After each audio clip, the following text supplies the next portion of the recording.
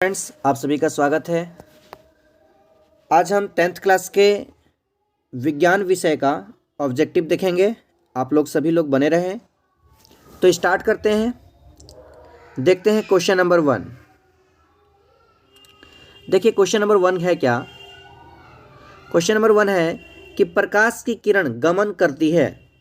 तो याद रखिएगा बच्चों कि जो प्रकाश की किरण है वह हमेशा सीधी रेखा में चलती है, इसलिए इसका आंसर जो होगा क्वेश्चन नंबर 1 का वह पहला नंबर होगा। ठीक है, चलिए इसके साथ चलते हैं हम लोग अगला क्वेश्चन। ठीक है, तो अगला क्वेश्चन क्या है, तो अगला क्वेश्चन चलते हैं हम लोग।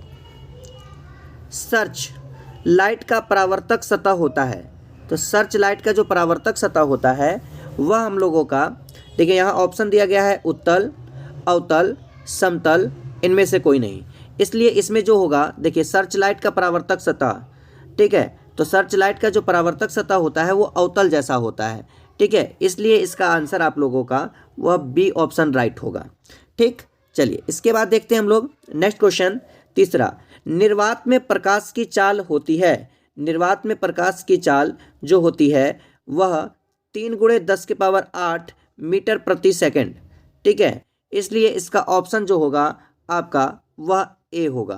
ठीक है, चलिए इसके बाद देखते हैं क्वेश्चन नंबर 4। क्वेश्चन नंबर 4 है क्या, मानव नेत्र में किस प्रकार का लेंस पाया जाता है। तो मानव नेत्र में जो है वह उत्तल लेंस होता है। ठीक है, उत्तल लेंस इसका राइट आंसर होगा। तो नेक्स्ट क्वेश्चन इसके बाद देखते हैं हम लोग। इसके बाद नेक्स्ट जो है वह है आप लोगों का कि मानव नेत्र जिस भाग पर प्रतिबिंब बनाता है वह कहलाता है। ठीक है, तो वो देखिए कॉर्निया तो अग्रभाग में होता है, परितारिका रंगीन भाग होता है, पुतली जिससे प्रकाश हमारे अंदर प्रवेश करती है, दृष्टपटल इसका आंसर जो होगा, ठीक है, वह आपका दृष्टपटल होगा। ठीक है, जिसको हम लोग रेटिना बोलते हैं। ठीक है, तो देखते हैं हम लोग अब इसके आगे क्वेश्चन नंबर 6 से। एकदम लगातार हमारे साथ बने रहिए, आपको एकदम समझ में आएगा। ठीक है, देखते हैं क्या हमारा क्वेश्चन है क्या कि समान नेत्र की दूर बिंदु, देखिए दूर बिंदु पूछ रहा है आपसे, निकटतम बिंदु नहीं बोल रहा है क्या, स्पष्ट दृष्टि की न्यूनतम दूरी नहीं पूछ रहा है, आपसे पूछ रहा है क्या समान नेत्र की दूर बिंदु, मतलब एक स्वस्थ जो व्यक्ति है वह अधिकतम कितना दूर तक देख सकता है।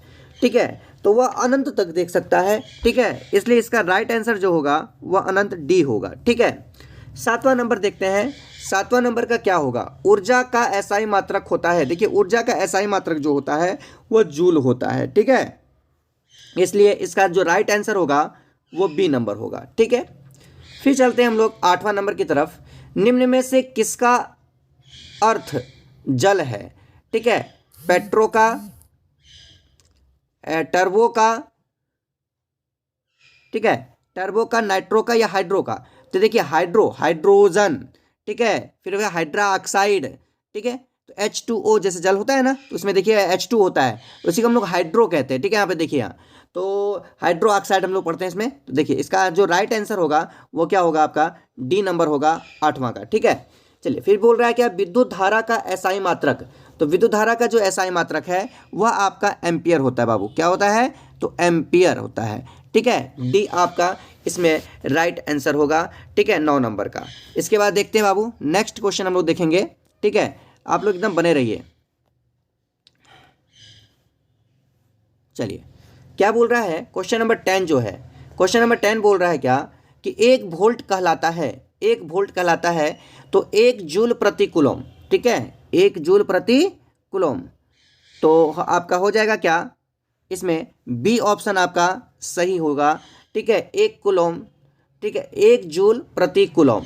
इसके बाद है 11वां नंबर कि घरों में विद्युत से दुर्घटना किसके कारण होती है।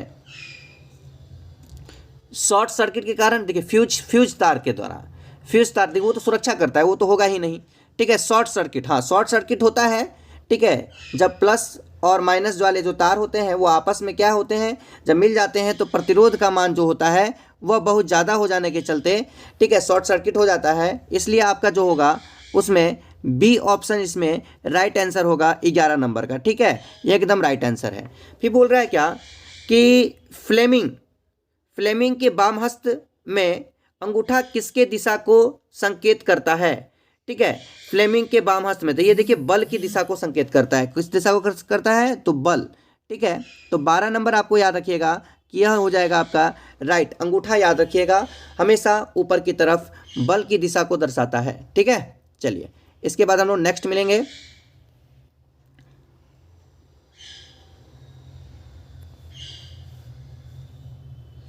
नेक्स्ट क्या है, 13 नंबर पे आते हैं। बोल रहा है क्या, ग्लोबल वार्मिंग के लिए उत्तरदायी है। ठीक है, तो ग्लोबल वार्मिंग के लिए उत्तरदायी जो है सबसे ज़्यादा, देखिए जो पृथ्वी जो गर्म हो रहा है, क्योंकि हम लोग जानते हैं कि जो CO2 है वो एक गर्म गैस है। कैसा गैस है, गर्म गैस। ठीक है, इसलिए इसमें जो होगा आपका राइट आंसर वो सी ऑप्शन होगा, क्योंकि CO2 आपका सही इसमें आंसर होगा।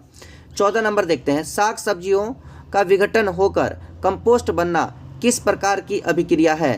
ठीक है, जब वो कंपोस्ट बनेगा, ठीक है, तो उसमें से क्या होगी भाई, उष्मा छेपी। उसमें क्या होगा, उष्मा छेपी, मतलब उष्मा निकलती है उसमें से।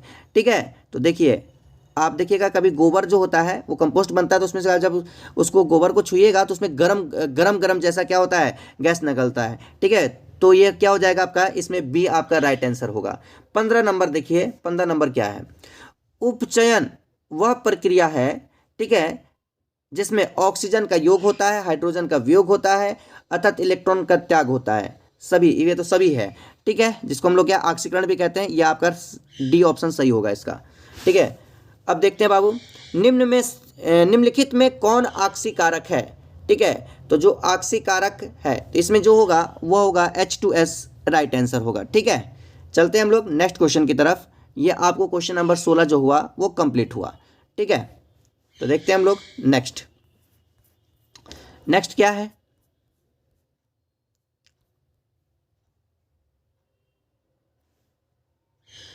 नेक्स्ट है, किसी अम्लीय विलयन का pH मान होता है। तो हम लोग जानते हैं कि अगर 7 के बराबर होता है तो वह उदासीन होता है, 7 से अधिक होता है तो वह आपका क्षार होता है, 7 से कम होता है तो अम्ल होता है। इसका मतलब क्वेश्चन नंबर जो 17 का जो राइट आंसर होगा वो सी होगा। क्या होगा, सी होगा।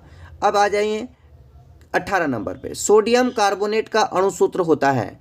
ठीक है, तो सोडियम कार्बोनेट का जो सूत्र होता है वह आपका Na2CO3 होता है। आप लोग का ए ऑप्शन इसमें सही होगा। फिर चूना पत्थर या खड़िया या संगमरमर, ठीक है, किसका विविध रूप है। ठीक, तो याद रखिएगा इसका राइट आंसर जो होगा, ठीक, वो होगा CaCO3। ठीक है, कैल्शियम कार्बोनेट, यह आपका राइट आंसर होगा। अब आते हैं हम लोग क्वेश्चन नंबर 20 की तरफ।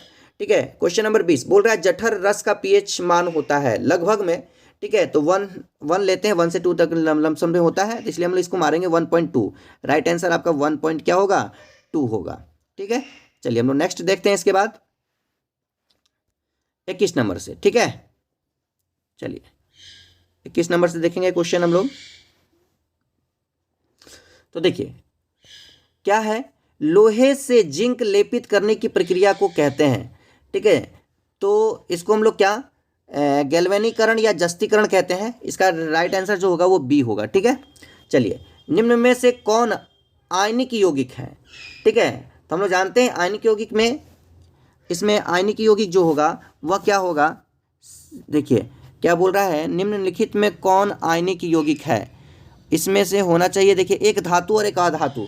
तो के पोटेशियम एक धातु है और क्लोरीन जो है एक अधातु है। इसमें सही राइट आंसर जो होगा वो क्या होगा, आपका सी नंबर होगा। ठीक है, चलिए अब आते हैं हम लोग 23 नंबर की तरफ। 23 नंबर है क्या, बॉक्साइट निम्नलिखित में से किस धातु का अयस्क है। एकदम बहुत बढ़िया उदाहरण है ये आपका। ठीक है, एल्युमिनियम का।